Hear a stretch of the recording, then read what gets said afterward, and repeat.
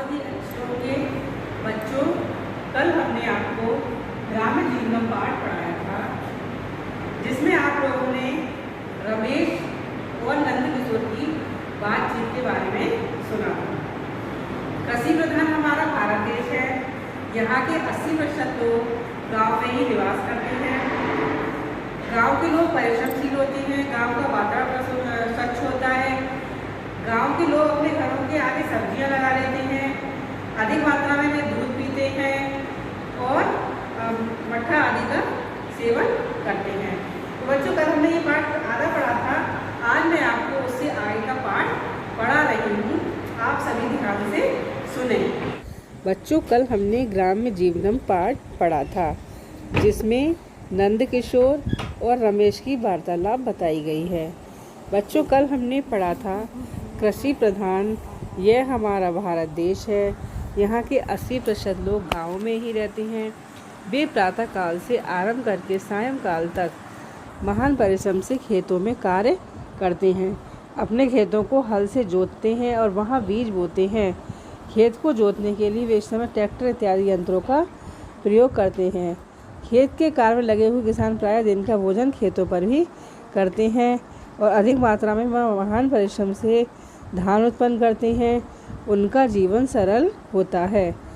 नंद किशोर और रमेश आपस में और बातचीत करते हैं और वह हम आगे देखते हैं कि वे आपस में क्या बातचीत कर रहे हैं। तो हम आप लोग ध्यान से सुनेंगे। नंद किशोर रमेश अहम श्रुतवान यद ग्राम वासना शरीर पुष्टा निरोगणश्च भवन्ति।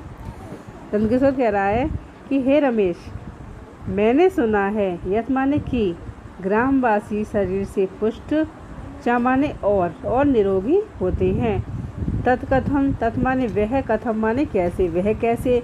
रमेश कहता है सत्यम श्रुतम भवता, आपने सत्य ही सुना है। ग्रामीण जना परिश्रमशील भवन्ति, ग्रामीण लोग परिश्रमशील होते हैं।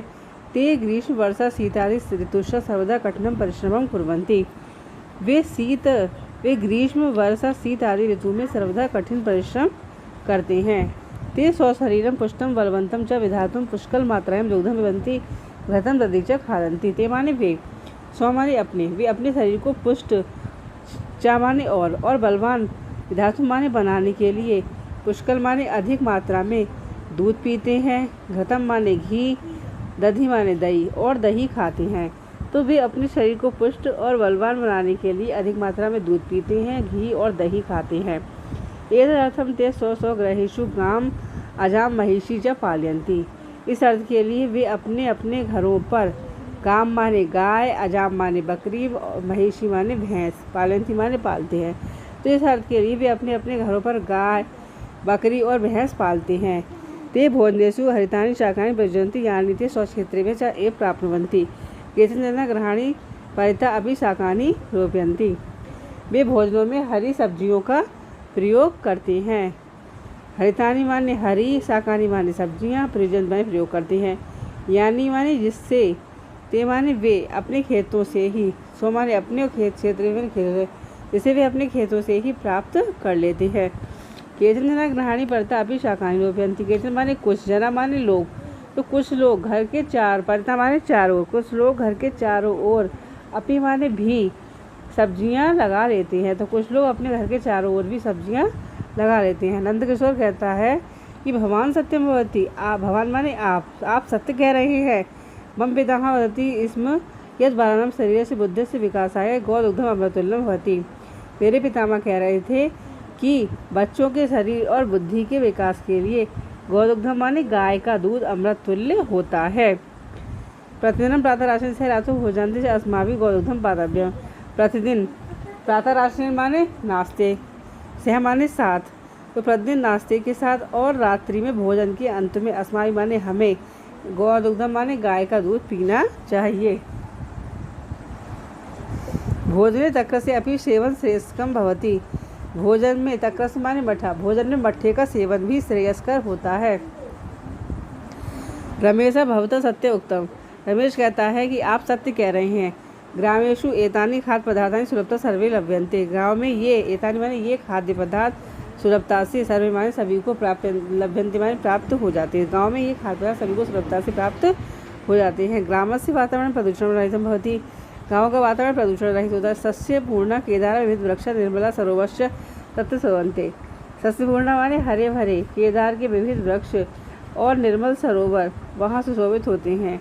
ग्राम सर्वथा गौचारण भूमि अभिविद्यते। सर्वथा माने सबोर, गाँव के सबोर गाय चराने की भूमि भी है। तथा धैन्वा वस्वा अजा स्व गृहेषु आनयन्ति। वहाँ धैन्वा माने गाय, वस्वा माने बछड़े, वृषभा माने बैल, अजा माने बकरी और महिषा माने भैंस, और भैंस सुख से घास, प्रणाली माने घास चरती माने चरती है। तो वहाँ गाय, बछड़े, बैल, बकरी और भैंस सुख से घास चरती हैं।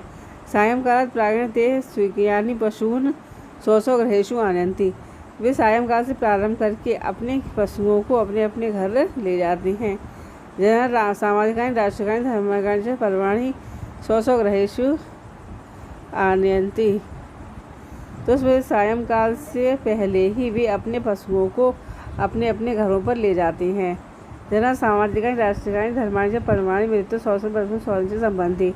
जहाँ माने लोग सामाजिक, राष्ट्रीय और धार्मिक पर्व मिलकर उत्साह से परस्पर और सौहार्द भाव से संपादित करती हैं। सौहार्द माने मैत्री भाव से संपादित करती हैं। सुख दुखे च अन्यों से सायं कुर्वन्ता, और सुख दुख में अन्यों की सहायता करती हैं। आनंद में जीवन यापन थी, और आनंद में जीवन यापन करती हैं। सत्यमेव उक्तम भारत से आत्मा ग्रामेषु उत्तम।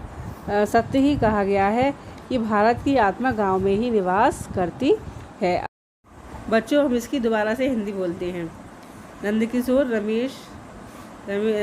कहता है, हे रमेश, मैंने सुना है कि गांववासी शरीर से पुष्ट और निरोगी होते हैं। तत्कथम, वह कैसे?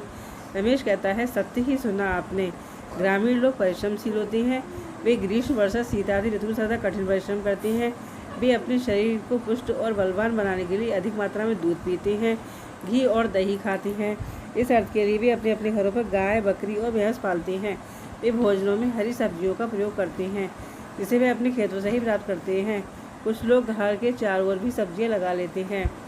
नंदकिशोर कहता है, आप सत्य कह रहे हैं। मेरे पितामह कह रहे थे कि बच्चों के शरीर और बुद्धि के विकास के लिए गाय का दूध अमृत तुल्य होता है। प्रतिदिन नाश्ते के साथ और रात्रि भोजन के अंत में हमें गाय का दूध पीना चाहिए। भोजन में मट्ठे का सेवन भी श्रेयस्कर होता है। रमेश कहता है, आपने सत्य कहा। गाँव में ये खाद्य पदार्थ सुलभता से सभी को प्राप्त हो जाते हैं। गाँव का वातावरण प्रदूषण रहित होता है। हरे भरे केदार के विविध वृक्ष और निर्मल सरोवर वहाँ सुशोभित होते हैं। गाँव के सब ओर गाय चराने की भूमि भी है। वहाँ गाय, बछड़े, बैल, बकरी और भैंस सुख से घास चरते हैं। सायंकाल से पहले ही वे अपने पशुओं को अपने अपने घरों पर ले जाते हैं। लोग सामाजिक, राष्ट्रीय और धार्मिक पर मिलकर उत्साह से परस्पर मैत्री भाव से संपादित करते हैं। सुख दुख में अन्यों की सहायता करते हैं और आनंद में जीवन यापन करते हैं। सत्य ही कहा गया है, भारत की आत्मा गाँव में निवास करती है। धन्यवाद।